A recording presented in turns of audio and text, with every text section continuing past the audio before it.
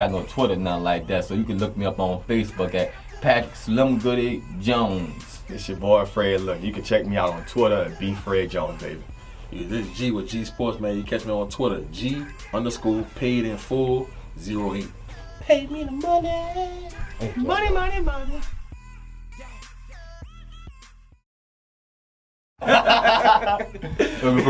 Oh man. Well, everybody, this is Big Homie here, where you can catch me out on Facebook at Henry Hey Singleton, or you can catch me on Twitter at HeyYoU15, baby. Yeah, you know me, just a people person right here. I ain't got no Twitter, nothing like that. So you can look me up on Facebook at Patrick Slimgoodie Jones. It's your boy Fred. Look, you can check me out on Twitter at BFredJones, baby. Yeah, this is G with G Sports, man. You catch me on Twitter, G_paid in full 08. Pay me the money. Money.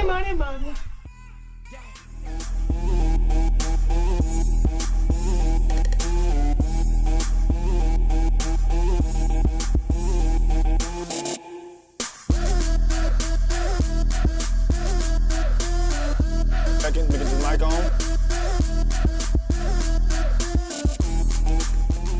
Welcome everyone, welcome to FanView, Real Fans Talk Sports on the Wall Talk Network.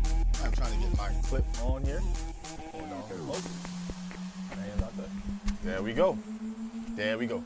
Welcome everyone, welcome to FanView, Real Fans Talk Sports on the Wall Talk Network. Listen, I'm your boy Fred, I'm your host for tonight's show. Yes, we got a lot to talk about in sports, folks, guys. Listen, my man G Sports had a highly profile high school basketball game coming tonight, and my man Coach Hurricane Hen is still out there in Baton Rouge right now, out there with the 8-meet high school, him and the head coach, Mr. Powell, out there. So tonight, I'm going to be your guide tonight. We got a lot to talk about, folks, in sports. A lot to talk about. Listen, thank you for everybody tuning in. Thank you for everybody liking and sharing the page. This page has been growing each and every week, thanks to you guys. And the reason being is because it's a time for us as fans to talk and have conversations about sports.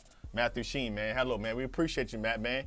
Take the time, like the page, share the page with friends. We deeply appreciate it. It's not going to be a 2-hour show tonight, but I got a lot to discuss. Obviously, what's going on in the world of sports. We know we got the Super Bowl this weekend. You know, the Patriots versus the Eagles. But we got big news. Alex Smith was traded to the Redskins. Yes, for people who don't know, Alex Smith was traded to the Redskins. We're going to talk about that. I'm down here from New Orleans. I know a lot of people have been tuning into this page around the country, around the United States. You know, one of our biggest color analysts down here, Jim Henderson, you know, announced his retirement. I think he's probably been the color analyst now since I can remember. I think Jim Henderson's been probably in color analyst now for the Saints maybe for over 30 years. And a lot of Sundays, you know, as fans down here in New Orleans, man, y'all know that we listened to Jim Henderson for a long time. Jim Henderson now, been the analyst since 1986. So we're talking about 31 years that Jim Henderson, he announced his retirement a couple of hours ago. We got some footage about Jim Henderson. We'll let people listen to that because I think it's important. I want to get that, share that out there today. Also want to get into some NFL honors. Who's going to win league MVP? Who's going to win the offensive player of the year? Rookie, who's going to win rookie of the year on the offense and defense out the ball, and who else going to win defensive player of the year? Also, I'm going to be addressing where some quarterbacks are going. You know, obviously we know about Alex Smith. He's being traded out to Washington from the Chiefs. I talked about why that deal actually took place, and what some quarterbacks like Sam Bradford, Teddy Bridgewater, now Kirk Cousins. And I got a surprise in there too. I think it's actually going to happen this offseason, so I'm going to get into that also. And maybe before we end the show, I'll be getting into some basketball. Blake Griffin was traded to the Pistons. We got to address that, We got to have that conversation tonight about that. But before I start this show, I always give a big shout out and salute to our armed forces, my Army, my Navy, my Marines, Air Force, first responders, local police department, local fire department. I deeply appreciate the guys you do for us as citizens. Thank you. I couldn't thank you enough, for what y'all do. Thank you. From the bottom of my heart to us here in New Orleans Talk Network, thank you guys for what y'all guys do for us as citizens. Now, on to sports. Before I get into some of these topics, for people who don't know in sports, there's some things I want to kind of clear up and get out the way. Obviously, the Pelicans made a trade today. We actually traded Omar Ashik I think this is a contract that Dell Demps has been, looking to get rid of for some time now, and as fans, we've been looking to get rid of this contract. Thank God, and Matthew Sheen, you're right. Jim Henderson has earned his retirement. Man, listen, I know that for each and every city, they're going to have their color analyst guy who we've been listening to it, who, if you was a kid growing up listening to your favorite football team, your favorite basketball team, you're going to have that guy that you was just listening to and tuning into each and every Saturday if it was college football, each and every Sunday when it's pro football. And that guy just resonated with you. He just was just all tuned in with you. And I'm telling you something, man, Jim Henderson was that guy for me. Each and every Sunday, each and every Monday, with the quarter, breaking down the game. From after the game, you tune into Jim Henderson. He was that guy. It was a well-earned career. You didn't hear anything about outside of, football. He was well-respected, not just here in New Orleans, but around the league for what he done as a color analyst. But I'm going to get into Jim Henderson in a moment. Yeah, Matthew's right. On 4th down on 4. Listen, Jim Henderson was that guy, but I'm going to get into Jim Henderson in a moment. I also want to give a shout out to Rasul, for people who don't know, who've been following sports all week long. Rasul Butler, who's actually a former New Orleans Pelican, New Orleans Hornet. He was in a major car accident, I believe, yesterday. Him and his wife passed away. I want to give some shout out and condolences to Rasul Butler, to him and his family. Actually playing down here in New Orleans, he actually even played in Miami. He played for several different teams, but that was a travesty that us as fans and sports heard about. So I'm going to give a big shout out and condolences to Rasul Butler and his wife. Condolences, and for them and their families, man. It's a time of grieving. No one wants to, hear a story about that. But I just want to say, from out our hearts, we appreciate what you did when you were down here in New Orleans. But rest in peace, man. Deeply, deeply rest in peace. But on to the trade that happened a couple of days ago, folks. We got to address this. If anybody want to call in, the number is going to be 504-341-8255. The number is 504-341-8255. We got to have this conversation about Alex Smith. Alex Smith was traded to the Washington Redskins a couple of days ago. Got a 4-year deal, $94 million, 71 guaranteed. Now, here's what we're going to talk about, folks. Is this deal worth it? Is Alex Smith the guy? Is Alex Smith the guy that you say, you know what? You're going to pay this guy that type of money. He's coming off a career year as far as touchdowns, career year as far as yards. Alex Smith for the past 3 seasons has been one of the 3 or 4 guys who has had the highest touchdown rates to interception ratio in the league. Pro Bowler this year.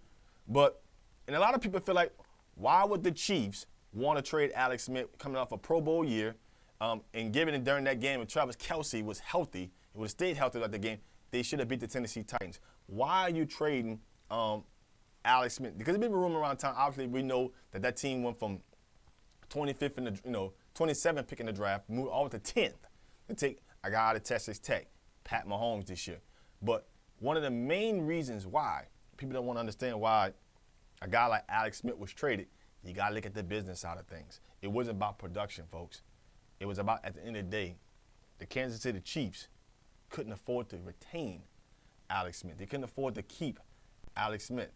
As my desktop pulls up in a moment, one of the critical things people don't understand is that the Chiefs right now had a big cap problem. And when you go out there and draft a quarterback in your top 10 pick, but you got a guy who's here in front of him, who's earned his due. Alex Smith has earned, to me, that contract. This $94 million contract, this $71 million in guaranteed money. Based upon what he's done under Andy Reid, this contract warrants. And I think he's still going to be productive for the Washington Redskins.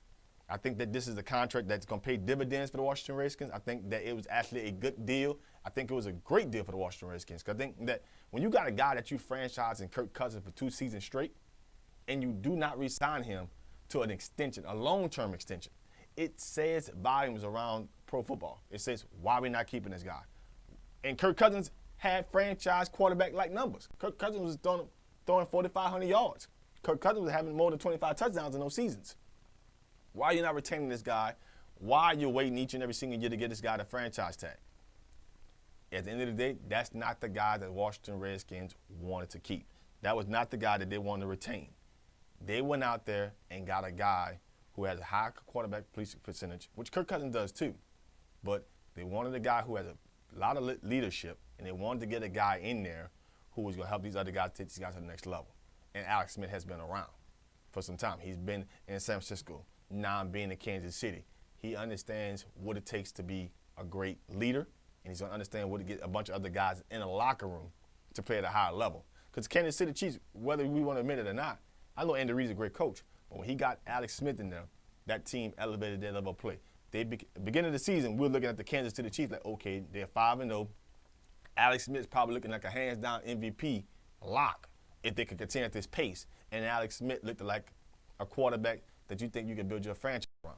He's that kind of player. He's not the same Alex Smith that we first witnessed in 2005 when the 49ers took him and he was going through his growing pains, going through each and every coordinator, going through different head coaches. He is a quarterback now that's in that second-tier level where you say to yourself, okay, look, you have to account for what Alex Smith's going to do. I think it's going to pay big dividends for the Washington Redskins. I think they made one of the best decisions because I think Kirk Cousins was out to prove a lot as a player, and I don't know if he's going to be able to pay a bunch of dividends week in and week out as he think he is. But people who follow me on Twitter, you follow me at BFredJones, Kirk Cousins is going to get paid. Don't get it twisted. Kirk Cousins is going to get paid. He's going to get paid big-time money for the 2 seasons that he's had in Washington. And Kirk Cousins is out there. He's going to obviously he's the highest-rated, free agent QB. That's obviously Drew Brees is number 1, but Drew Brees is standing the ones. I don't want to even bring Drew Brees as being what I would call a free agent. But Alex Smith being traded, to the Washington Redskins was a great deal for Washington. And they got rid of Kyle Fuller. I'm not a big fan of Kyle Fuller. Kyle Fuller was not a great corner to me. Giving up. For you to get a guy enough to me, which is for a third-round pick, who can solidify your offense. Not that Kirk Cousins was a bad player, but to solidify your organization as a team and where you're going forward. Now if you could re-sign a Terrell Pryor, you can get a decent running back in there. If Jordan Reed can stay healthy, you got something. You got something to compete in the NFC East. We know Carson Wentz is there. We know Dallas may make some changes on their offense, and they got a decent young quarterback in Dak Prescott. And we know the Giants are picking 2nd overall. You know that the Giants are going to probably take an assessor to Eli Manning, but also make some changes. Washington had to make a change. They had to make the change. They're looking at game in and game out what Kirk Cousins was doing. He's making the throws. He's getting the yards, but the team was not competitive. They needed a leader at the position, which I think Kirk Cousins is statistically a franchise quarterback, but he may not be a leader as a franchise quarterback. And that's what Jay Gruden went after. He knew that Kirk Cousins was on the market and was going to be, we knew Alex Smith was going to be available and on the market, and he made the deal, which I think he made the best deal that he can make for him and his team and the organization. But a lot of people feel mad today because the Kansas City Chiefs, why you trade Alex Smith? He got you guys a playoff, having an MVP year, having a couple of Pro Bowl years. They have cap problems. They have a lot of cap problems in Kansas City. They're one of the worst cap teams in the league. You don't have a very good cap. You can't have a $25 million quarterback. In this case, a $23 million quarterback. You can't sign a guy to a 4-year deal, $74 million, and give him $71 million guaranteed. You can't do it. For people who don't know, I'm getting ready to try to pull up the cap. I'm going to probably get on my phone device before I get on my MacBook. My MacBook is acting what I call sluggish. But try to see if I can get this pulled up. But as far as cap space, the Kansas City Chiefs, they were not in a good situation. Let me try to get this pulled up in a moment. Attempt going on 4th and 14. Will punt it away. He hangs it very high, angling it for the near sideline. Hakeem drops the ball. Hakeem drops the ball. Right middle, right to fall at the 10-yard line. You got to be kidding me. Did you want to say football? Brian Mills, the most unlikely hero of them all. That's the reason why, if you look at last year, why they move up to Patrick Mahomes. It was not because of production of Alex Smith. The move Patrick Mahomes was because they had a cap problem, and they knew it. They knew it. The Kansas City Chiefs knew it. They're looking at the situation, and you got a guy like Justin Houston who has $20 million on the cap. You know, Alex Smith was getting $20 million on the cap. Eric Fisher, who they drafted first overall a few years back, $14 million on the cap. Eric Barrett, $11 million on the cap. Derrick Johnson, $10 million on the cap. Travis Kelce, $9 million on the cap. Talib Ali, $9 million on the cap. D Ford, $8 million on the cap. So when you start looking at the roster and breaking it down, this roster cannot afford a franchise quarterback. The trade would have to happen. It had nothing to do with production. It had everything to do with cap. Everything to do with cap. You're the worst in the league in the cap. Worst in the league. Negative $12 million. You cannot afford a franchise quarterback. You have to have a guy as a rookie to play and gonna come in and start and free that up for you. Now with this deal, the Kansas City Chiefs, guess what they did? They freed up $17 million. $17 million. And no dead money. No dead money. I'm sorry. They're going to free up $17 million because they ended up getting Kyle Fuller in that trade. So they freed up $17 million. No dead money. It was a great deal for the Chiefs and an extraordinary deal for the Washington Redskins because they finally got a leader at the quarterback position. Now, if anybody disagrees with me, you know, tune in, let me know, leave your comments. Again, the number to tune into the show is 504-341-8255. This is what this show's about. It's us to have this. It's our time as fans to have the conversation about Alex Smith. Was he traded to the Redskins? Was it the right deal for the Redskins? Is he still going to be a guy? Some people out there feel like Alex Smith don't deserve $71 million in guaranteed money. And I can understand where you're going with this. You're looking at the quarterback if you're looking at the guy that's been playing from the Kansas City Chiefs, then he's deserving every bit of $71 million guaranteed money. But if you're looking at the body of work, now I understand why some fans feel this way. They're looking at the Alex Smith that was benched several times in San Francisco when he started off in San Fran with Mike Nolan, who's the linebacker coach now for the Saints, and they're looking bad. Then he had Mike Singleton down there who got the head coaching job, and it looked bad. You know, this is before Jim Harbaugh, and it was looking bad over there. He was being benched for every quarterback that got signed there. He got benched for Troy Smith, and he was getting benched for every guy up there. If you're looking at that whole body of work, you're saying to yourself, how can a guy like that get a $71 million guaranteed contract? But when you look at the past 5 seasons now, and that seems like it's been some time now. But if you look at the whole body of work of Alex Smith and the time he's been in Kansas City, that guy's wanted every penny that he just got. Every year, gotten better. The biggest thing about Alex Smith what people like is his interception to touchdown ratio. The guy doesn't throw. This guy does not gonna come out here and throw 15 picks a season, folks. He's not doing it. He'll give you 25 touchdowns and less than 10 picks a season. You can't ask for nothing better. And he's a leader, people who respect. When you don't, Alex Smith had maybe 10 plays last season with 50 plus more passes. No one had that. Now, granted, Aaron Rodgers got hurt, but that's what I'm getting at. So people looking at why Alex Smith? Because he's the guy. He's the guy. And if he wouldn't have been hurt, Colin Kaepernick wouldn't have started in San Francisco. Alex Smith is that kind of guy. He's that leader that you're looking for. So yes, it's going to work in Washington. Yes, Washington Redskins made the best decision. They made the best decision to not sign a guy like Kirk Cousins.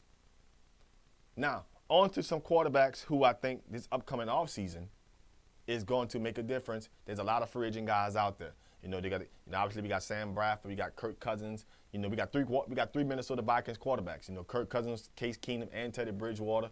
Drew Brees is going to re-sign with the Saints. And I think the other biggest one that we're going to also be having is I'll mention that in a second. Some people think even Jacoby Brissett out of the Colts is going to be an available guy because Andrew Luck will be back next season. People think about, Jacoby Brissett will be an available quarterback. You know, what did you do and where do you go with that? But here's my take on that. Some of these guys are going to have some big splashes come this offseason. Big paydays are coming up. Quarterback position now is getting paid more than ever. And a guy like Kirk Cousins is leading the charge. Teams like the Jets, teams like Cleveland, teams like the Cardinals. These guys needing quarterbacks. Denver Broncos needing a quarterback. But I've said this, and Matthew Sheen says, the league needs a new QB. Anyone from college can start in the NFL. Not anybody from college can start in the NFL. There's a lot of guys in this upcoming draft that I'm thinking to myself, listen, if I'm an organization, a team, Matt, I'm not taking Lamar Jackson. If I'm taking him, he's the new Brad Smith to me. I'm not taking Lamar Jackson and making him a quarterback at some point. To me, Lamar Jackson is a guy that you pick. He's changing positions. He's an athlete. He can get around and do some things, but that's not the guy I'm looking to lead my team, lead my organization. Now, Matt also says this. All the quarterbacks are getting old, expensive, and injury-prone. That's true. Look at Eli Manning. Big Ben has started to see some injuries. A lot of your older guys who are 35-plus years, they do have a lot of injuries on it. That's facts. But, again, Sam Bradford, who's not a young guy no more.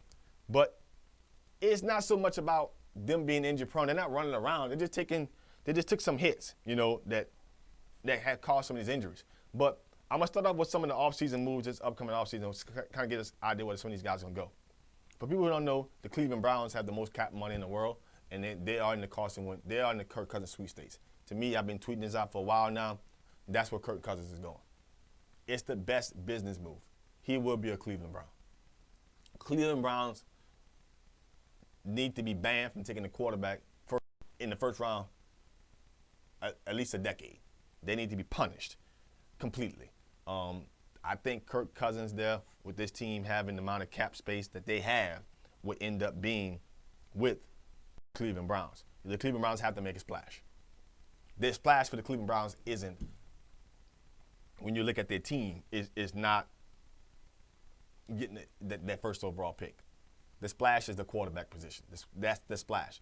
That team, the Cleveland Browns, has $109 million in cap space.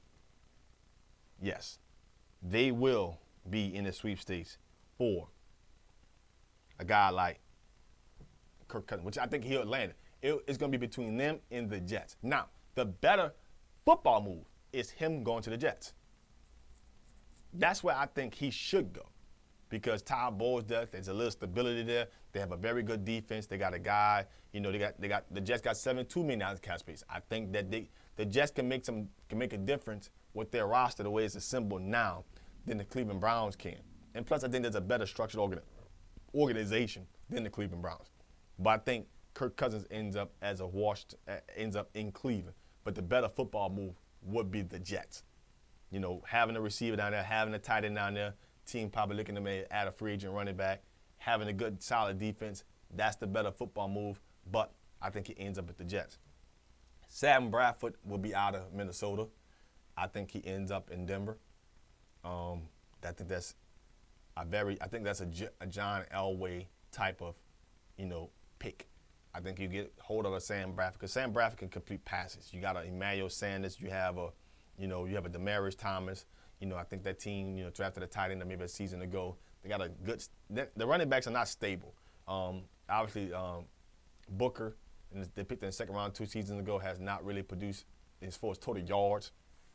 But you still got C.J. Anderson down there, solid offensive line.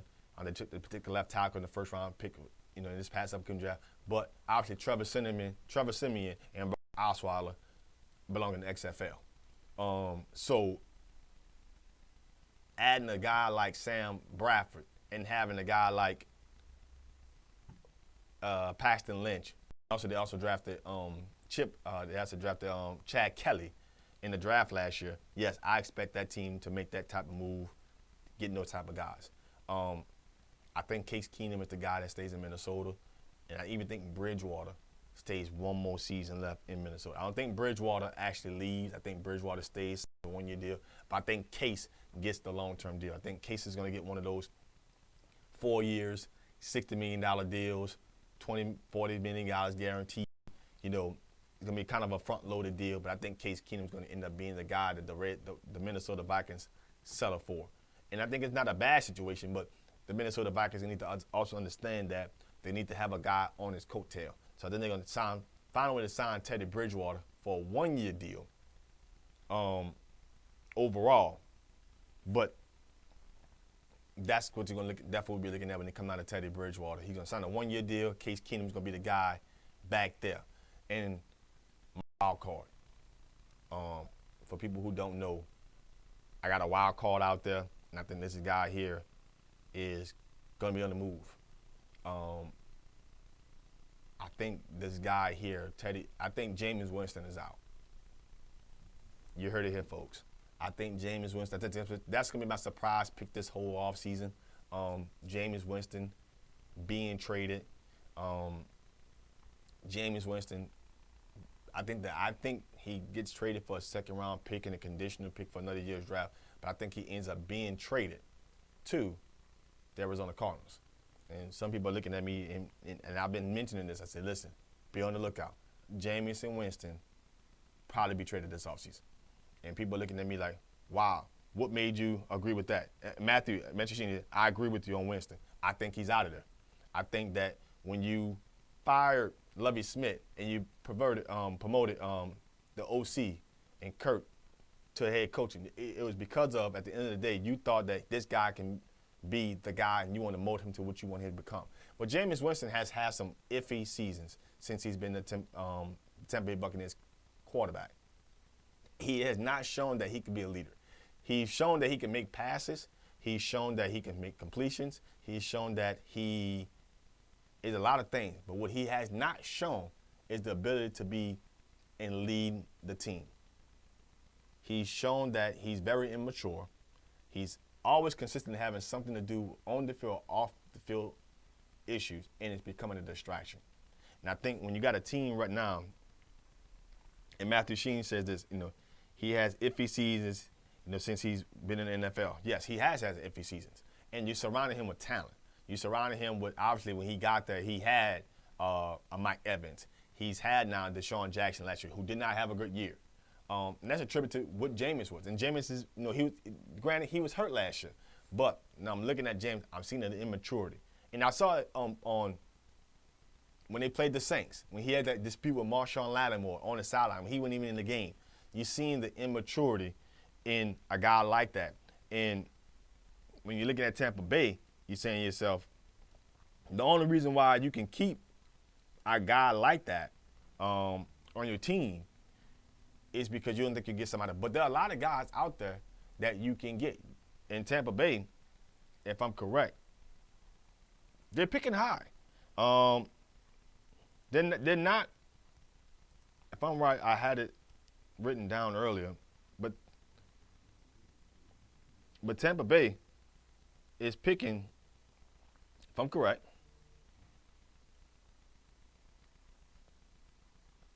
Tampa Bay is picking 7th. So, listen, Tampa Bay can get a guy.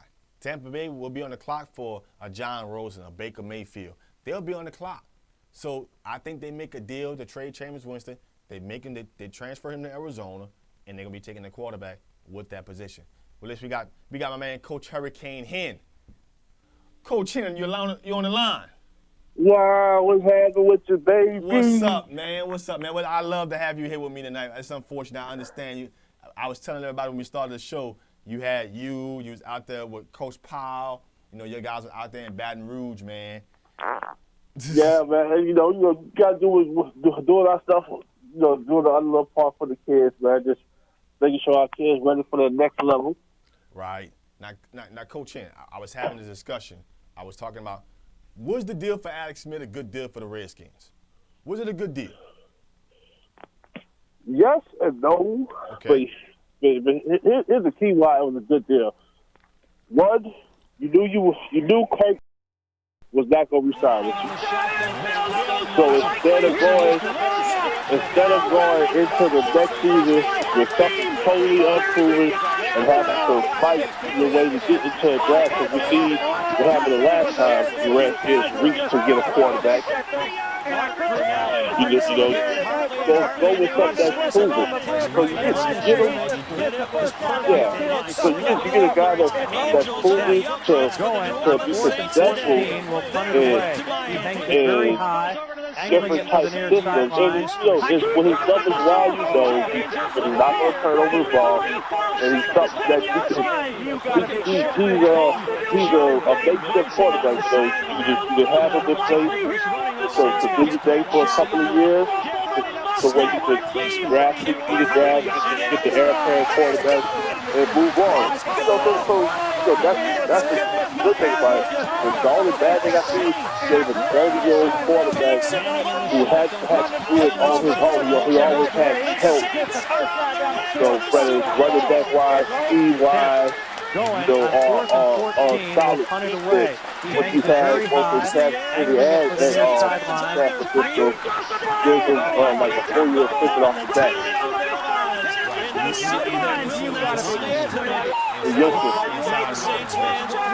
Right, that's the only bad thing for me like the trade-off. He's a vet already, and at least you don't have that to worry about for the next 4 years. So that gives you brought yourself 4 to 5 years to get it right.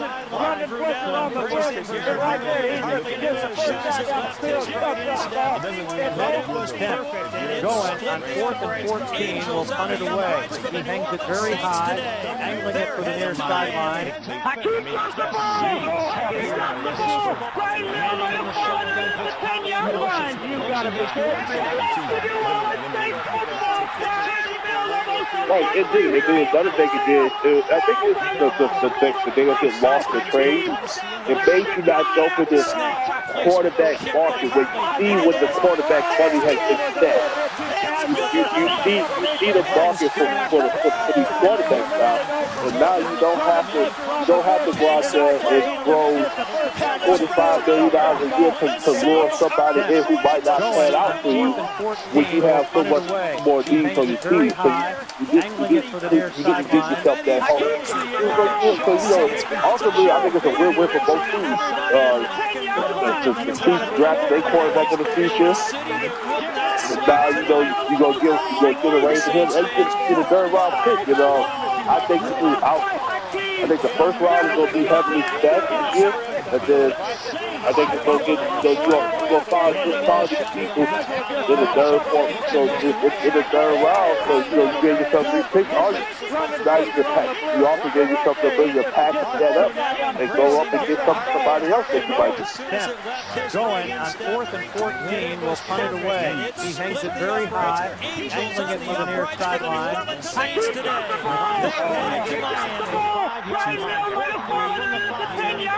You've got to be kidding me.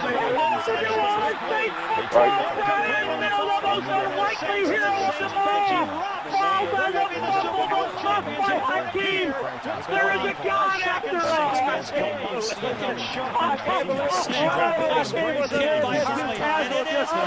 Right. He don't have to go through that growing phase of being the guy right now and getting beat up a la Andrew Luck. Going on 4th and 14, will punt it away. He hangs it very high, angling it for the near sideline. Hakeem got the ball! You've got to be good.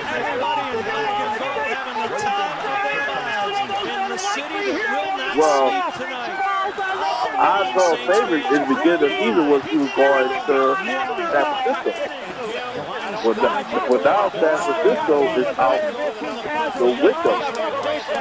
And don't be surprised if the Minnesota Vikings say, come on. Here's why. The Minnesota Vikings got 3 quarterbacks on their roster that's not signed. One was a 1-year one that had the best season out of his year. Out of his whole career in the NFL. Sam Bradford, he did it for you, but he stayed hurt. And Teddy Bridgewater had to throw the football in a year and a half in the NFL. So you could fight and have have a young running back in Dalvin Cook. You also have Latavius Murray and McKinnon. You have a capable tight end in Kyle Rudolph. You have some decent weapons in Stephon Diggs and Thielen. Right. So to me, if I'm Minnesota and you want to stay afloat in this league, and remember I said last week how the franchise quarterback is pretty much going out the window, but you still will want a capable guy at that position, and Kirk Cousins has proven he's more than capable. Coach, you there? Yeah. Okay. Well, I don't disagree with you on that part. I mean, the Minnesota Vikings got $50 million in cap space. I mean, they can be in the quarterback sweepstakes. I think that by them having 3 free agent quarterbacks, obviously Bradford, Case Keenum, and Bridgewater, to me, Bridgewater is last on the list. You can be active and looking at a guy like, Kirk Cousins. But I think when it comes to making that kind of investment, I think that they will stick to what they know because they have a great defense. You've proven that you can make an NFC championship. I think if Bradford or Case Keenum was the guy. So I think they're not looking to make that. Because I think Kirk Cousins is looking to get paid.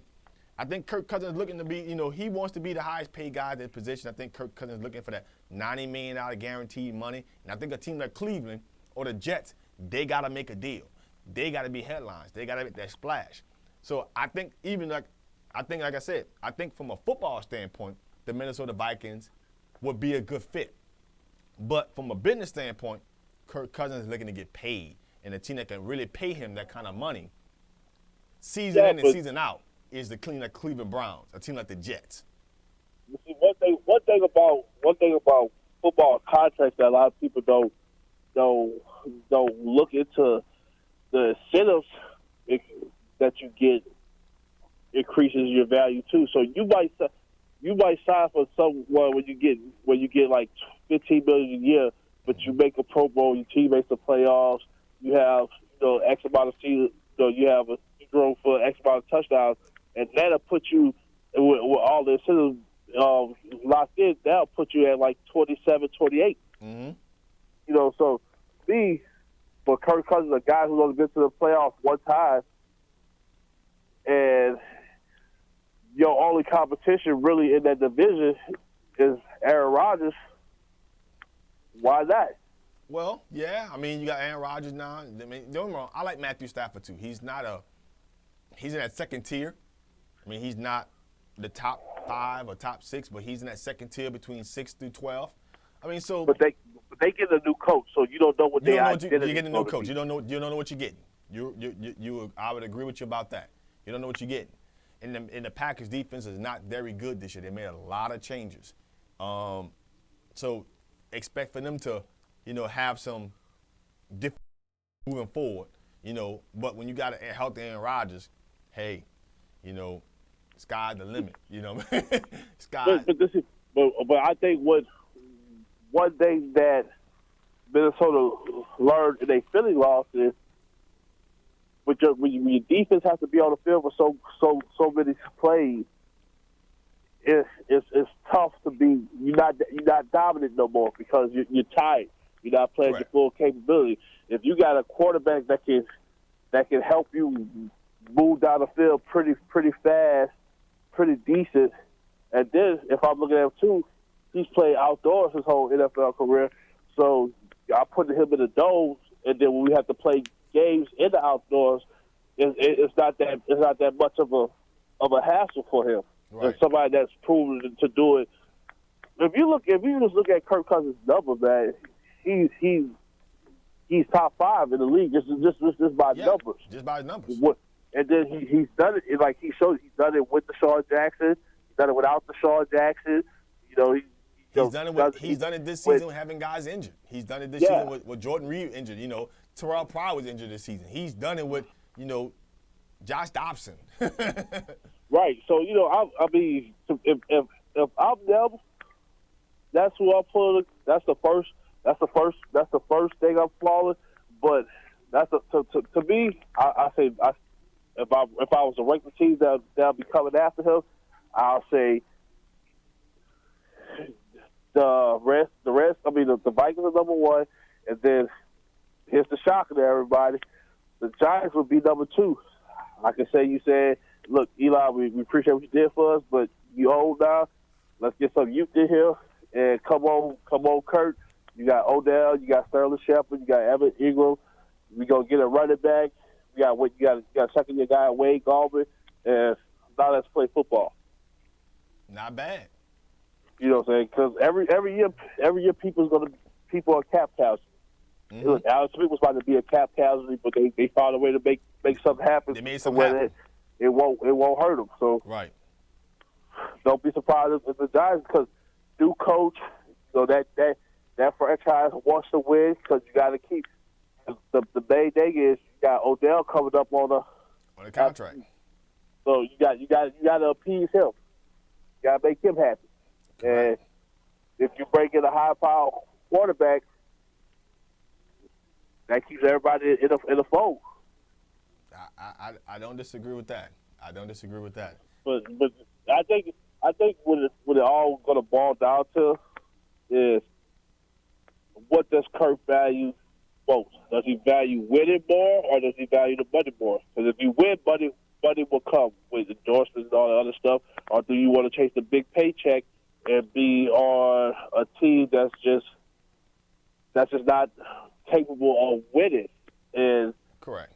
As good as Kirk Cousins is, I don't think and as intriguing as the Browns roster is, they're just not capable of winning. Right. The organization of the team is not Denver capable. Can make a pull. Right. I would probably have to agree with that. I would definitely agree with that. But again, I mean, when we talk about quarterbacks and their money, we talk about a situation where their agents are telling them, hey, listen, we got to set the market. We got to, not just for you, but for guys that's coming behind you. And you got to take the money, because at the end you don't know, you got to do what's best for you and your family. And if it works out there, it works out there. You see what I'm saying? But I'm looking at Cleveland. I'm saying to myself, listen, I think that's the spot that Kirk Cousins ends up at. I think that they're going to set a new market.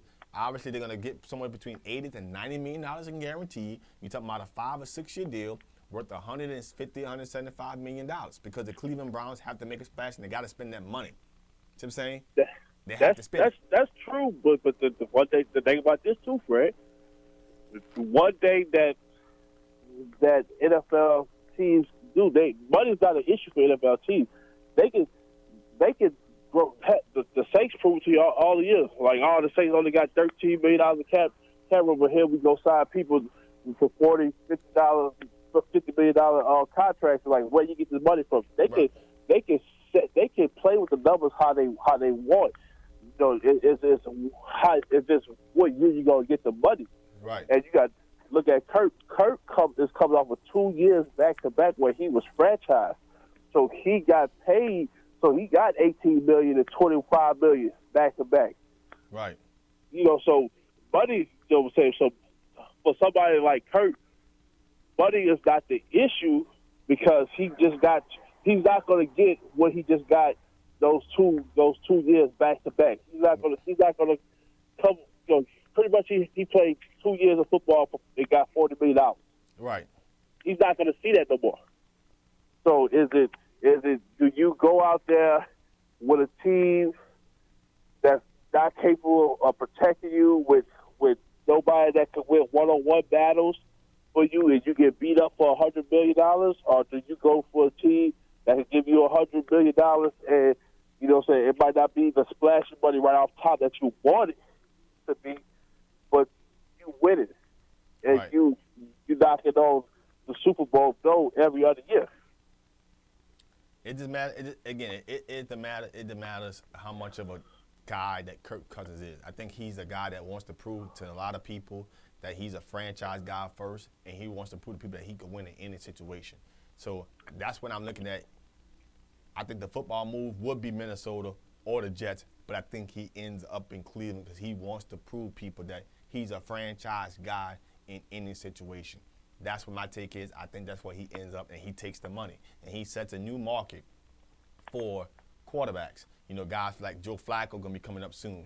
he's going to, okay, look what Kirk Cousins got. Guys who are going to be coming due for deals like Russell Wilson, guys like Aaron Rodgers going to set a whole nother ball. He has nothing to do with Kirk Cousins, though. Whatever Kirk Cousins get ain't got nothing to do with Aaron Rodgers. You see what I'm saying? But when you look at that first tier going into that upper echelon, that second tier, everybody's locked into long-term contracts except Breeze and Cousins. So the market value really won't change because. But guys like Russell Wilson and guys like Tannehill and certain guys took like 4-year deals. So they wanted to become free after, like Russell Wilson's on the second year of his deal. So you talking about year 3, he gonna be going to year 3 of that deal. Like, a lot of these guys took those, they were locked in for a few seasons. It wasn't like they were locked in for 7 to 8 year seasons like Tom Brady used to take, Peyton Manning used to take, Big Ben used to take. These deals now have gotten shorter, Right, but then when you put the production next to the money, a team like if Tannehill was a free agent right now, a team's not going to offer. If Kirk Cousins signed like a $30 million contract, like getting $30 million a year, team's not going to offer Tannehill $30 million a year because he doesn't have the production that Kirk has, and then he also doesn't have. He hasn't been healthy. Right. He hasn't finished the last 3 seasons. Right. So that weighs it. The only person I think that would have threatened that would have been Stafford, but Stafford is locked into a long-term deal. Stafford's locked in. And what I'm saying? Next year Ryan is the guy, but what has he done for you? He hasn't done nothing without Julio. Yeah, but again, that's a guy that they a lot of people consider him to be a franchise guy. So whatever Kirk Cousins get, you're going to pay Matt Ryan because he was a former league MVP and he played in the Super Bowl. You're going to pay him. Right. Well said, but that's it. Well said, but outside of those 2 guys, who else? Nobody else has proven. Like for instance, Andrew Luck is a franchise guy, but what has he done for you lately? Well, that's the coach's fault. You know what I'm saying? It's not that many quarterbacks that sit there, like that, because all the other quarterbacks in the league that's doing something are younger guys like a Mariota, a Carson Wentz. So those guys are still locked into rookie deals. Rookie deals. So you got them for 3 more years after this because you're gonna exercise the 5th year option because they were first round picks. So you got them for 3 years for cheap. So that market won't change that dramatically until the quarterback market won't change dramatically until like 3 more years. So right now, Derek Carr said it. So you're going to be in that Derek Carr range, and those 3 teams I named all can pay that money. Right. I agree with that. Well, listen, Coach Hen, I'm about to get ready to shift gears. I'm about to get ready to talk. Obviously, if you probably already know Jim Henderson's already announced his retirement. That's gonna be the color analyst down here in New Orleans. I gotta talk to Jim Henderson, man. I can't end this show without mentioning Jim Henderson and as a color play analyst. Retiring after 31 seasons. Right. So I'm about to get into that there. Get into some NBA, man. Listen, are you on the road? Oh, no. I just made it home. Oh, man. Enjoy your time, man. I miss you, man. Bro. I miss you right here next to me. hey, man, look. Any other, if it wasn't for the kids, I wouldn't have been there. I know that already. Man. Tell your wife I said, hey, man, listen, we're going to chop it up, man. Oh, most definitely, bro. All right, man. All right. Folks, that's Coach Hurricane here, man. Listen, he had to do something for the kids and they couldn't make it here, but, man, called in and we had a good conversation about Kirk Cousins and Alex Smith, man. But listen, I want to get into, I may know my producer don't know any show if he wants me to take a little quick break or not. But I want to get into Jim Henderson, Saints color analysis. I'm going to take a quick break. Don't go nowhere, guys. Come back. I'm going to be having a lot of talk about Jim Henderson. I want people to leave their comments. Leave me one of your best felt moments about Jim Henderson. I'm going to read the comments on the air, And listen, I appreciate everybody for tuning in. This is FanView, Real Fans Talk Sports, New Orleans Talk Network. Don't go nowhere. Come right back. I won't be going long.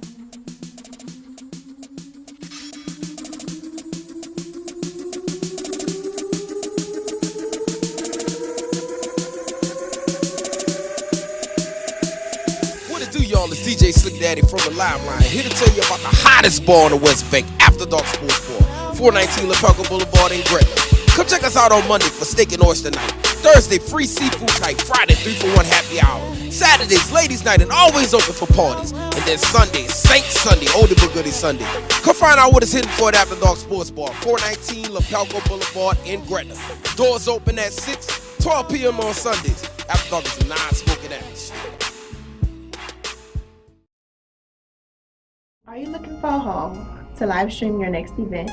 Give us a call here at Bethesda Community Event Center, the only place on the Gulf Coast that can host and broadcast live your wedding reception, your baby shower, business seminar, and any other special event.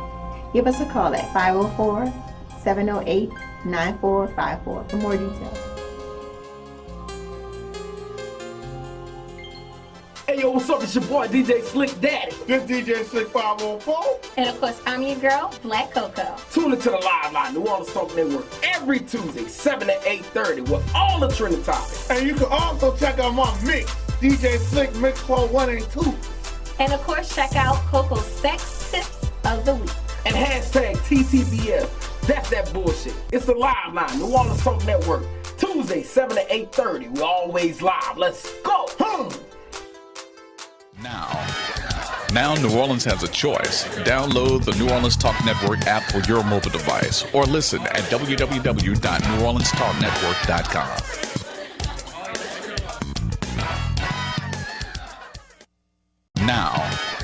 Now New Orleans has a choice. Download the New Orleans Talk Network app for your mobile device or listen at www.neworleanstalknetwork.com.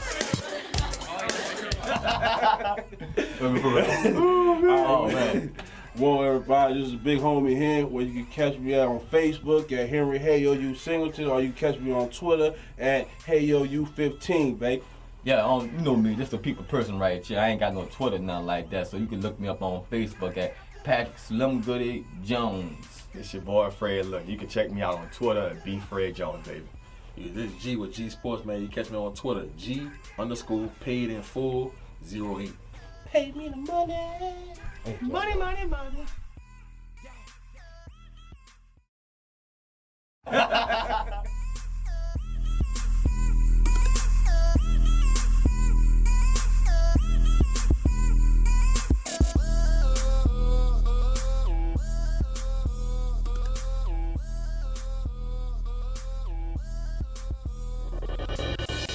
Welcome back, everyone. Welcome back. FanView, Real Fans Talk Sports on New Orleans Talk Network. Listen, thanks for everybody for tuning in. Like the fan page, subscribing to a friend.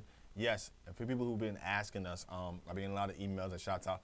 Fred, are y'all streaming the Super Bowl this week? Man, we can't wait for the commentary this Sunday. Yes, I'm streaming the game. I can't miss the game. I'm definitely streaming the game. Definitely pulling for the Patriots. Sounds a little predictable. Why not go for the Eagles? They're not going to win. They're just not going to win. I'm going for the Patriots. It is what it is. But we definitely streaming the game, guys. Like it. Share the page with a friend. We deeply appreciate it. Again, give us a call, 504-341-8255. Listen, I want to take a little time today and talk about the career of Jim Henderson. For any Saints fan out there, man, listen, leave your comments. Let me know what you guys think about Jim Henderson and his career. I've been following Jim Henderson now since probably I could think about it. I mean, I think probably since the day I started becoming a Saints fan, probably since 1993, 94. And, man, when you be able to hear Jim Henderson and hear his commentary each and every Sunday, if you're just listening, you ride in your car and you're sitting here listening to the Saints game, man, I think Jim Henderson was that guy that when you talk about this, listening to sports and talking sports, man, you just want to tune in. You know, he was that guy that was just like, I mean, just there's so many different games that Jim Henderson, as far as his sound bites and what he done for Saints fans. I mean, I can remember the game from a soundbite standpoint when Jim Henderson had that game when the Saints beat the Rams and they won their first playoff game, and we got that fumble of the A.K.A. fumble. I mean, it just to hear his voice and hear his comments about this, how the Saints won that game. I mean, man, it's just looking at 4th down on 4. I mean, the list goes on with Jim Henderson and his Hall of Fame career. When the Saints and Garrett Hartley when Garrett Hartley kicked the game-winning field goal against the Minnesota Vikings, and we went up to the Super Bowl. I mean, Jim Henderson was just like, you could hear it in his voice. I mean, you could hear it. I mean, you could hear it like he wanted to be a fan at that point in time. He just wanted to be the guy that, like, you ever heard a guy in the comments that said, man, the pigs flew? The pigs flew? I mean, anything that you thought was impossible, you felt in Jim Henderson's voice when he's talking, doing the color analysis for the Saints. I mean, you talking about a guy who's been covering his team, probably since Tom Benson owned his team, and his team was just not nothing. And each and every single week, he went out there and he talked Saints football. He did all the color analysis for the Saints, man. It was a joy to listen to Jim Henderson. He would be missed. I don't think that's not something that, and every city has their guy that, if you from Pittsburgh, you probably had your color analyst guy. If you from New York, you had your color analyst who covered the Giants or the Jets. If you're from Atlanta, you may have had a guy who covered the Falcons. And if you're from, let's say, a Green Bay, you may have had that guy who covered the Packers organization probably since, when Lombardi was the head coach. And that guy is just the voice for the team. Jim Henderson is the voice for the Saints. And, man, a couple of hours ago, he announced that he's retiring from being a color analyst. Man, it's news, man. We just want to give a lot of appreciation and love. Man, listen, if you're tuning into the show, I want you to leave a comment. Leave me something I want to read out here. I'm going to read you. If you got a tweet, if you got a comment, I want to read your comments on air. I want to show your comments on air. It's that kind of appreciation for a guy like Jim Henderson, who did his job, who don't have any, like, allegations against him and things like that outside of sports. Just a guy who went in there and just talked Saints football. And I think every time you heard Jim speak, you thought Jim was just speaking to you. You thought he was just speaking to you about the Saints. And he was just, he wasn't cut and dry. He had enthusiasm, charisma. It just, everything about Jim Henderson. To not be able to hit this guy on Sundays on 4th down on 4, or just hit this guy on news talking Saints football, it's going to be weird. Who That Nation is going to be an adjustment. A huge adjustment. A huge adjustment. I can't even express to you how much of an adjustment it's going to be. So throughout the show, man, if anybody has a comment about Jim Henderson, a game that you called that you can remember hearing his voice and his expression and what he used, let me know. I'm going to get those comments out. I'm going to read every comment. This show's about us as fans talking and expressing how we feel about sports. I think Jim Henderson is a big part of sport. Jim Henderson is like my Craig Sager. You know how we watch basketball and we watch Craig Sager and he had them sideline reports. You see what I'm saying? And you sit there and listen to a guy. Or for a lot of people, it's Hubie Brown. If you listen to the NBA, if you go on ESPN radio, you listen to Hubie Brown calling certain games. You see what I'm saying? How he just, gets in and dissects certain games, man. He's that guy. Or Mike Green, who does the TNT with Van Gundy and Mark Jackson. Jim Henderson is that guy for the New Orleans Saints, man. And he's legendary, and he will be missed. And look, that's whoever replaced Jim Henderson got some shoes to fill. Got some shoes to fill, because the Who That Nation has grown tenfold over the past 15 seasons. I mean, yeah, New Orleans has Saints fans, but back in the mid-'90s, Saints was a good team, but it didn't have the fan base it had now. It didn't have the same type of fan base now due to social media and social networks, especially when a guy like Sean Payton got here and a guy like Drew Brees got here, and they got to their first NFC championship. That's when we really start getting this ramp about Who That Nation and who we are as Saints fans, and start getting a lot of praise and a lot of things just grow exponentially. but Jim Henderson would have been a way prior to that. But to get a guy now to come in and call games, it's gonna that you're gonna have some shoes to fill. You're gonna have some shoes to fill. So guys, whoever tuning in, listen, leave your best Jim Henderson soundbite, leave your best Jim Henderson quote, leave something that you think about Jim Henderson. We're gonna try to remember Jim Henderson as best as we can, as long as we can. I also want to get into some NFL awards. Obviously, the awards coming out this week. This Saturday, you're gonna have an announcement who's the league MVP, who is your defensive player MVP, who's your rookie of the year, offense and the defense side of the ball. I'm gonna just be cut and dry with y'all. The guy who's going to win MVP this year is Tom Brady. He's the healthiest guy. He's in the Super Bowl. There's a reason why the NFL is waiting until the day before the Super Bowl to announce these honors. That guy would be Tom Brady. Do I think it merit it would exactly be him? Yes and no. If the Eagles are still in the Super Bowl and Carson Wentz was your quarterback, then Carson Wentz will be the quarterback, the player to win the MVP award. But he is not. He's not going to win the award. I've read a lot of reports of, Ty Gurley should be able to win the award, the MVP award. He had an exponential. Stop. Stop right there. Just stop. I mean, Ty Gurley, he had a good fantasy football year, but he didn't have an MVP year. Now, granted, he had, like 15, 16 touchdowns. Yeah, that's good for fantasy.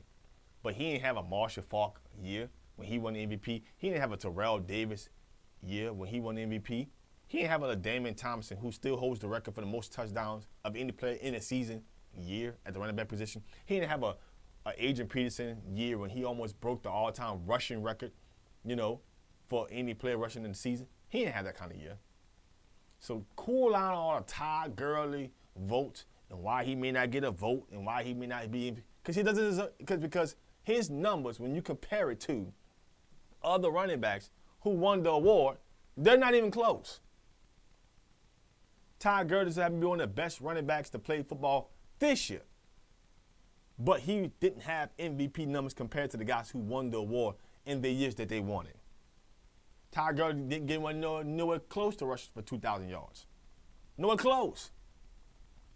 When Terrell Davis won, he rushed for 2,000 yards. When Adrian Peterson won it, he rushed for 2,000 yards. When Marshall Faulk won it, he rushed for over 1,800 yards.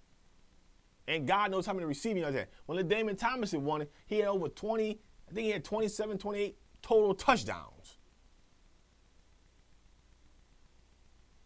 They weren't just the best at their position. They were the best all-around player in the league when these guys won that award. So don't give me Ty Gurley. Stop right there. Stop right there. Ty Gurley, even though he had a remarkable season, is not considered the best back in this game. The best guy in the game is still playing in Pittsburgh. Now, he may have had a overall better touchdown season than him, but let's not get carried away with who's the better guy. So, no. When those guys won the award, those guys were not just when Sean Alexander won it, Sean Alexander won it. He won it. He just wasn't just the best running back in the league. He was one of the best overall players in the league the year Sean Alexander won it. It was merited. Hey, listen, that guy's the MVP of the league. Get away with this Ty Gurley. It was two guys. This was a two-guy race from probably week 10. And that was Tom Brady and Carson Wentz. And Carson Wentz had the injury that cost him this award. His team still made it to the Super Bowl, but the injury cost him the award. Carson Wentz is still top 5 overall when the regular season was done as far as touchdowns, passes. And he ain't played the last 4 games. MVP-like. But Brady played all 16 games. Brady team was the number 1 overall seed. Brady team is in the Super Bowl. Tom Brady will be your MVP of the league. Defensive player of the year. There's a lot of guys. I'm a big who that guy. People know I'm a Saints fan. I'm a diehard Saints fan. I think Cam Jordan is notable to be up there. But it's going to go to Calais Campbell. And what he did for leaving the Cardinals and what he was able to accomplish as a defensive end in that Saxonville, he led that charge. I mean, I think he had a couple of games where he had 3 sacks alone. He led that charge of being what people call Saxonville. That started off with Calais Campbell going in there. I think Calais Campbell should be the defensive player of the year of this year. I think it's very merited what he's done and accomplished.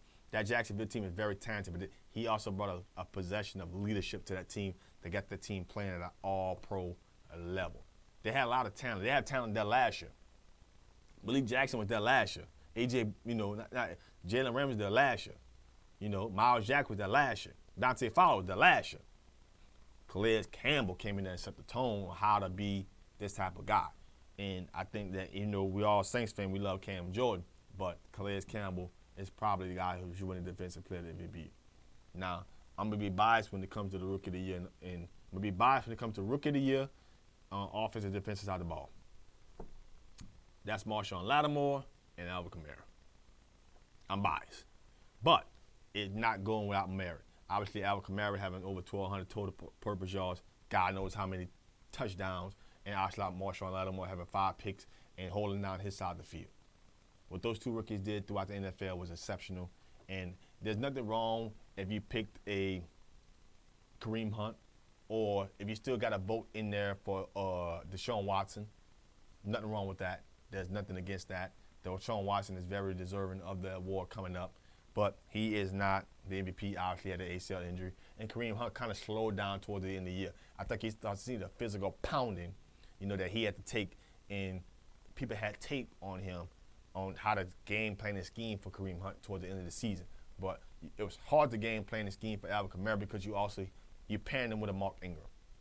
So you had to focus on him, but you couldn't focus on him because you got this guy who's running the ball who's going to get 1,000 yards rushing. And Sean Payton's going to feed him if he's having that type of game. So it was hard to just focus on how we stop Kamara. You really can't.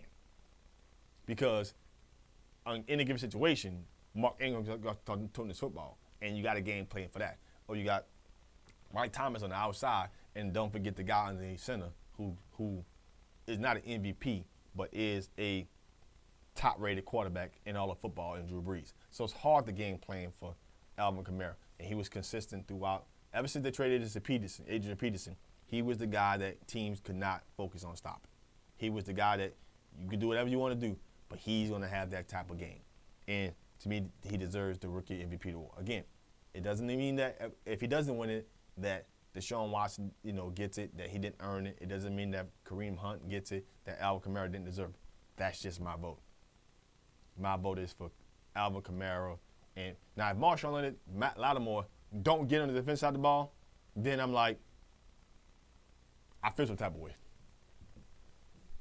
I just do. If Marshawn Lattimore does not get it on the defensive side of the ball, as a fan, I feel some type of way. There isn't a defensive player that was picked this year that had a better season, rookie-wise. There's guys up there who had good seasons this year. But defensive rookie of the year, they ain't had another guy that stacked up against Marshawn Lattimore. And the amount of players he had to go compete against Sunday after Sunday. You talking about the guy who had to go Julio, Mike Evans. First time they had, he had to guard Calvin Benjamin twice. Even being traded to Buffalo. He had to guard Calvin Benjamin. I mean, you talking about guys, he had to go against top-rated receivers. I mean, season game in and game out. He had to go against these guys. Brandon Cooks early. He had to go against Adam Thielen. He had to go against Golden Tate. I mean, he had to go against Sammy Watkins. He had to go against guys that were highly rated at the position. The only guy he probably wasn't able to play against this year, obviously, because they didn't play him, was probably Odell Beckham and Antonio Brown. But he had to go against the guys, and you knew Marshawn Lattimore was going to bring it. Got to give it to Marshawn Lattimore. If you can't give it to Marshawn Lattimore, then whoever gets picked for that award, I feel some type of way. I just do. And that's just me. But those guys are very deserving of these awards. And look forward to Saturday because they're going to have this award ceremony. And as a fan, I'm not going to feel bad if Tom Brady wins the MVP award. Again, it's a merit. Kirk Cousins deserved the award, but obviously ACL injury happened. But that's a two-player race. Get rid of this Ty Gurley conversation. It don't merit nothing. It don't merit a thing at all, not one bit. Not one bit. Now, a lot of people, I know I'll be on Twitter and people disagree with me about that, but at the end of the day, it does not merit. I don't want to hear Ty Gurley's name. Period. Good back, had a great season, great for him. MVP? No. You didn't have a Sean Alexander type year. You didn't have a Marshall Faulk year. You didn't have a Terrell Davis year. You didn't have he didn't have a Chris Johnson year. And I'm saying, and people looking at me like, Fred, you only comparing him from as far as rushing and him having almost near 2,000 yards. I think if you're going to consider a running back for league MVP, he has to rush over 1,800 yards. He has to have 1,800 yards rushing. I ain't talking about from scrimmage. Rushing. That needs to be a requirement to even be considered. If you're not near 1,800 yards, I don't hear about a running back having league MVP. What about tell y'all from scrimmage? What about what he do receiving? He's a running back. Unless he has 20-plus touchdowns as a running back, if he doesn't have 1,800 yards rushing, I don't want to hear league MVP in that running back. He could be the best overall running back, but I don't want to hit league MVP. His team could be undefeated. He could have Trevor Siemian at quarterback. I don't want to hit league MVP. I just don't. If he wins, a quarterback like that with those type of a running back wins that league MVP with those type of stats, then every quarterback in the league is a bunch of slapdicks. And it's bad. It would just be bad. But I want to take one more small break. I mean, my producer, we'll take one more break. We'll get to some NBA, and we're going to get ready to wrap up this show for a moment. So stay tuned, guys. Stay there. Don't go nowhere. We're going to get to some NBA, get into a little Blake Griffin being traded to the Detroit Pistons. A lot of people have been on me about my video about Blake Griffin being traded to the Pistons. I want to get into that, get into some Pelicans, and figure out, and I'm going to tell y'all what I thought they should have done. We get ready to wrap this show up, guys. This is FanView, Real Fans Talk Sports on the New Orleans Talk Network.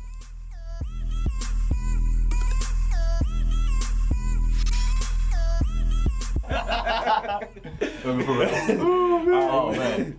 Well, everybody, this is Big Homie here, where you can catch me out on Facebook at Henry Hey Singleton, or you can catch me on Twitter at HeyYoU15, babe. Yeah, you know me, just a people person right here. I ain't got no Twitter, nothing like that, so you can look me up on Facebook at Patrick Slimgoodie Jones. It's your boy Fred. Look, you can check me out on Twitter at Fred Jones, baby.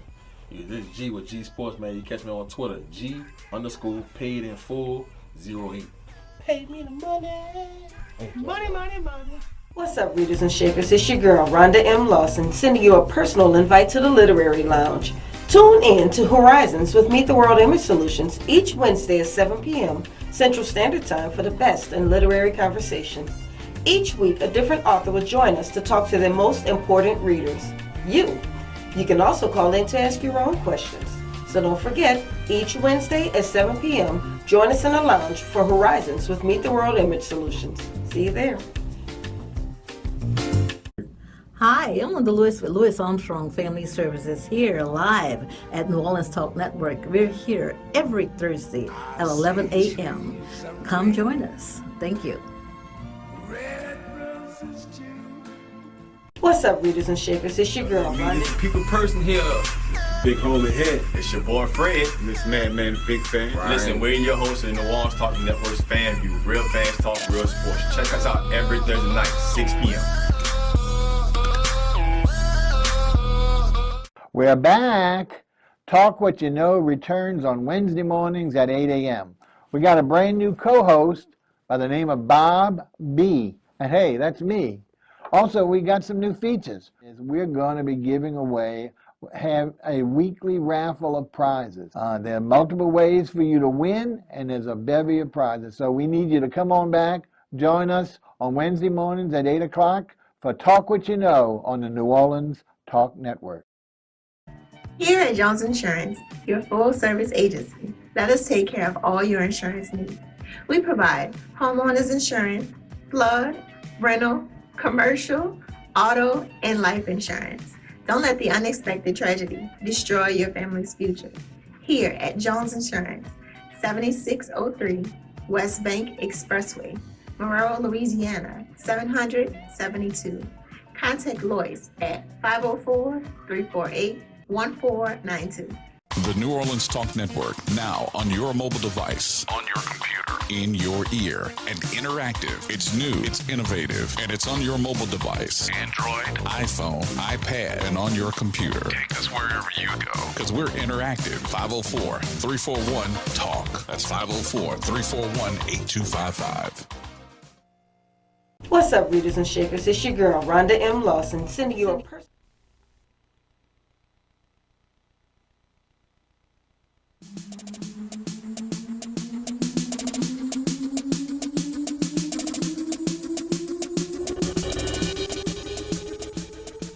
How you doing, Walt? Welcome back, everyone. Welcome back. FanView, Real Fans Talk Sports on the New Orleans Talk Network. Again, don't forget to subscribe to the New Orleans Talk Network on their YouTube channel, New Orleans Talk Network. Hit the subscribe button.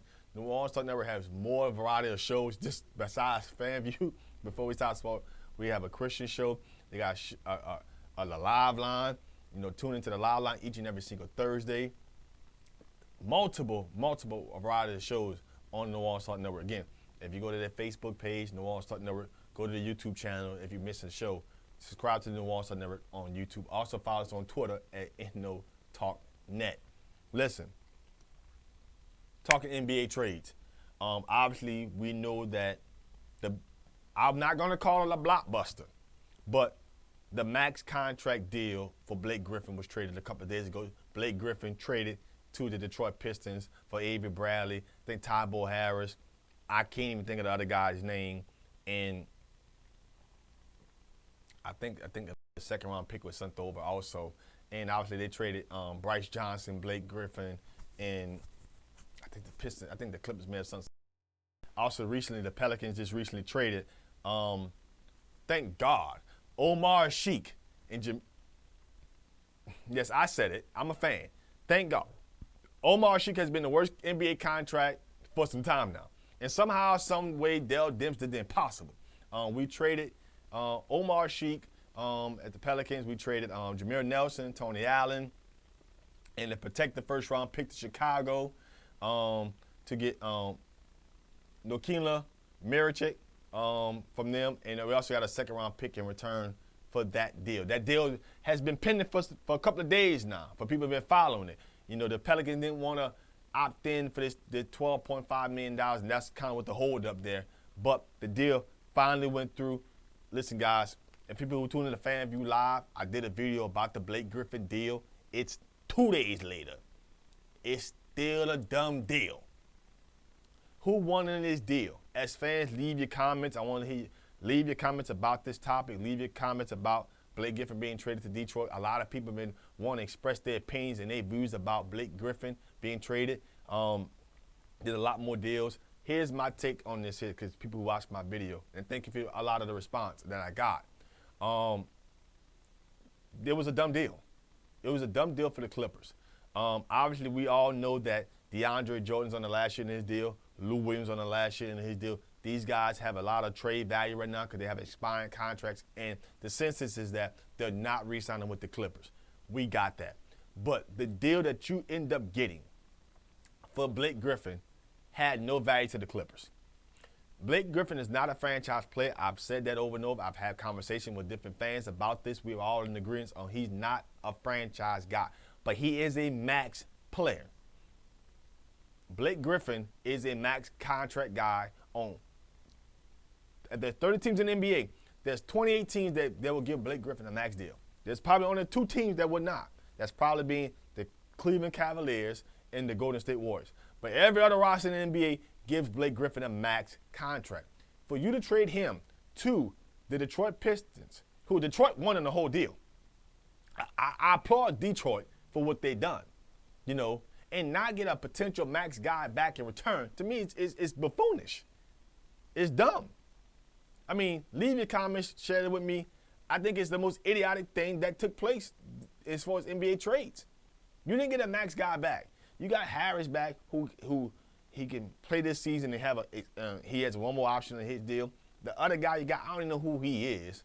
And I'm not speaking as a fan. I know who he is, but I'm not getting into who he is because he's not valuable for playing time. And Avery Bradley, who has an expiring contract, who's probably not going to re-sign with the Clippers. But you get the first-round pick over, oh, yeah, the Clippers going to be building. They're blowing this whole thing up. Obviously, Chris Paul was traded this offseason. Now you're trading Blake. You're probably trading DeAndre, and you're trading Lou Williams. You're blowing the whole thing up, which means Doc is out. You see what I'm saying?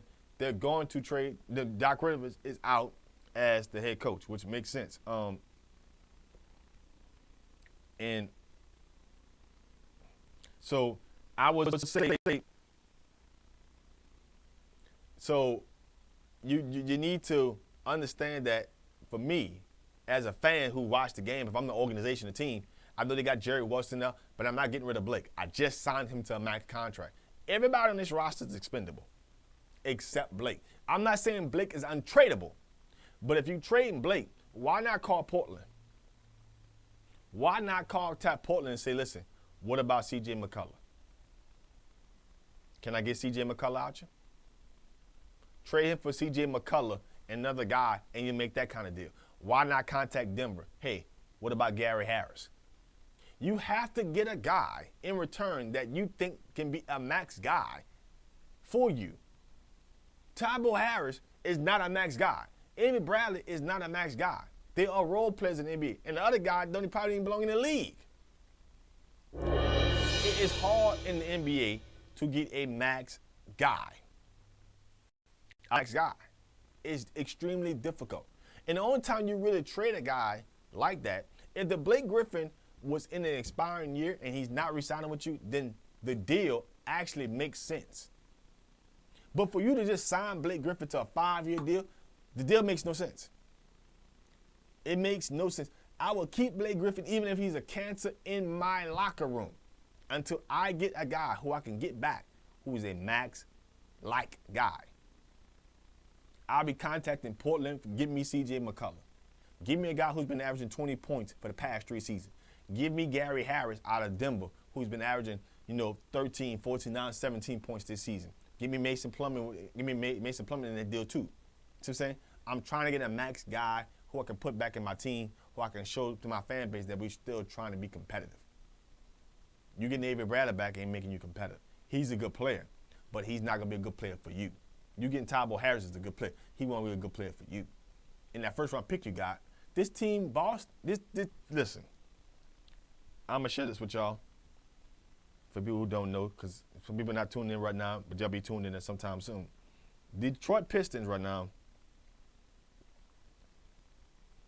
are not that far off from the AC. They're not that far out right now. They're actually they're tied with Memphis in the third quarter. But as far as the NBA standings go, and my Wi-Fi is acting a little down on my my desktop here.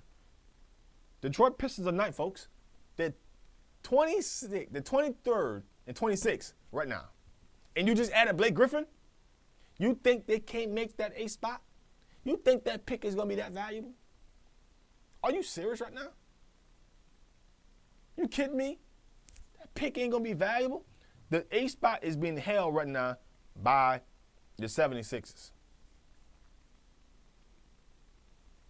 The Detroit Pistons, if they're well coached and Stan Van Gundy need to do his job, if he could get this team playing at a high performance level, they could end up the 8th spot. There's a lot of games left to be played. That 8th spot's in grass. That first-round pick ain't going to be nothing. That's not somebody that – think about this upcoming draft and that pick. With Malvin back and Greg, he's a star. He's playing for the great of a player, top 5 player in the league. So I think it's merit of the postseason for a guy to play in the postseason. But Greg Monroe is not a guy I'm looking to sign to a long-term deal. A guy like Dwight Howard. And people are like, oh, Dwight Howard's having one of his best years as an NBA player. Yeah, but are you winning in Charlotte? No. He's a contract guy. He's going to put up numbers. He's going to make himself look good. But overall, the team is going to suck. Now, another guy on his team in Charlotte, Kemba Walker, is a guy who wants to win. He don't care about his contract over here. Not going, he won't get paid. But that's the guy that wants to win. That's the guy that's going to put on the line for the organization, the team, every time he steps on the court. But our guys be texting me and emailing me and tweeting me, man, Greg Monroe with some Pelicans, man. Boom. It's a contract guy, man. I'm not making it a bad thing. It's between the Pelicans and Boston, which is probably Phoenix Suns are negotiating a buyout. The Pelicans or Boston will probably sign Greg Monroe. I think it's a bad idea for the character of Greg Monroe to sign with Boston because that team is trying to win. And then when you're a guy who's playing for a contract and not trying to win, you get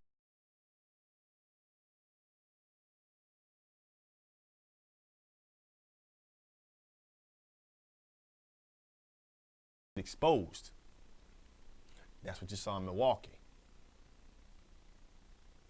That team is a young, talented team with the Greek Freak, Jabari Parker and Chris Middleton and Michael Brogdon and John Henson. You saw seeing how that team stood up. He got exposed. So I come off the bench. He got traded for Everett Bledsoe. He's a contract guy. Greg Monroe could come out here and give you 12 points, maybe 10 rebounds. Some games he could give you 4 points, 6 rebounds, something like that. He's just playing for a contract. I ain't got no beef with it. But if you're an organization that's trying to win a championship, like Greg Monroe would be a good center in Dallas. Perfect situation. Contract guy. He's a starter. He fills in. It's a good situation. Davis, he's playing for a contract. Like that kid that Orlando signed that gave him $17 million a year, who was originally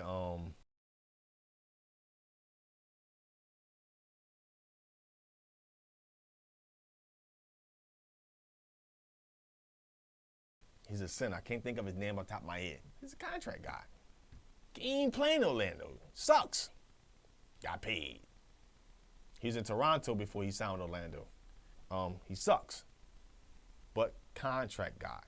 You know, you're going to see a lot of guys being moved around the NBA this upcoming offseason. I think I've been tweeting this out there for a long time. I think Lou Williams is probably the most valuable guy that could probably be moved, who can make a team, competitive. Everyone is still playing for second place except Houston. Houston has a real shot. OKC needs a player or two. I think Avery Bradley or Lou Williams in OKC gives them a competitive chance against a team like the Warriors. Those are the two teams I think honestly have the personnel, player-wise, to play against the Golden State Warriors. It don't matter who come out the East. It really don't. The Cavaliers are the best roster, and they're not a great defensive team. They don't stand a shot in hell. That team is old, and they ain't gonna be able to run. They're not gonna be able to beat that team and the best out of 7, which means you gotta play this team at least 2 weeks. They're not good enough. Boston is still missing the X factor player. Kyrie is becoming the second or third best point guard in the league, arguably now a top 10 player in the league now that he's not in Cleveland. Guys like the team that was shot for a guy like DeAndre Jordan, I would love to see a team like the Thunder make a deal for a guy like Lou Williams who could come in here off the bench and give you 23 points, 17 points or maybe, average. You see what I'm saying? I would love to see that competitiveness because it will give that team, a run for their money. Because it doesn't really matter to me who really comes. If the Warriors make it, they beat Cleveland. If the Houston Rockets make it, to me, they beat Cleveland.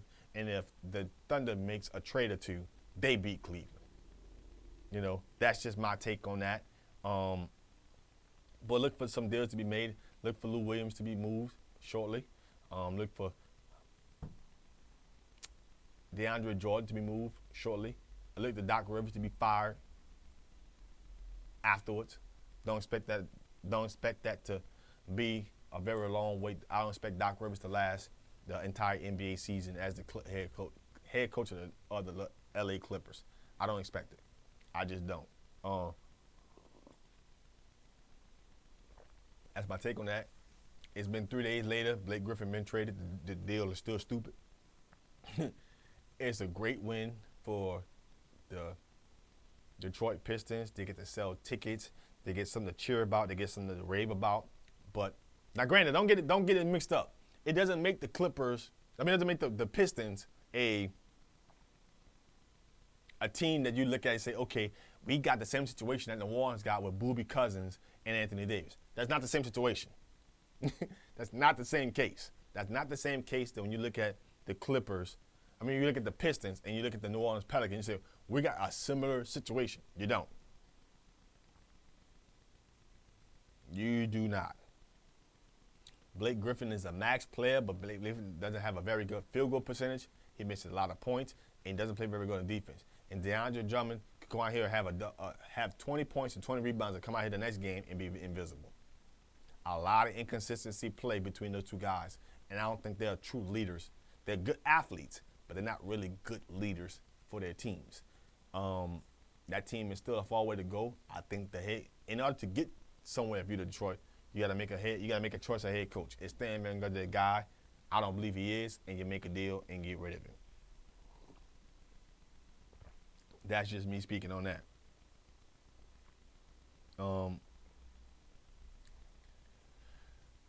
I got a lot of comments about this here, about my video, and I'm going to end the show like this. I'm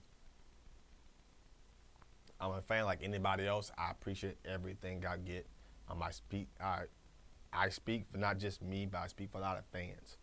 And that's what I like about this show, that's what I like about this fan view, how we like to talk sports. I appreciate everything that I've gotten, from a Facebook message, from a tweet, people responding, people who agree and people who disagree. I love people who disagree with something that I have to say sometimes, because it gives us a chance as fans to really have the conversation about what's going on. I want to thank every one of you guys for leaving those comments, having that commentary. But I just think that the deal is not a good deal for the Clippers. I don't think there's a deal. I think if you didn't get a max guy, to me, I'd have definitely been calling the Cleveland Cavaliers and let me get that contract. Let me get that pick that they're sitting on. To me, you just had to get a guy who could replace a max guy. They're not going to be in position to get a max guy. And that's why I kind of like, I'm looking at Porter Jr., I'm looking at Michael Porter Jr., I'm looking at Melvin Bagley. And this draft is really not the draft. The draft in 2018 is really the draft. That's the guy, that's the draft that's going to have about 3 or 4 guys, if they pan out. That's going to be the draft. When you look at Zion Williamson, the 3 guys that committed to Duke and Reddick, that's going to be your draft. But this Blake Griffin deal, I didn't like it.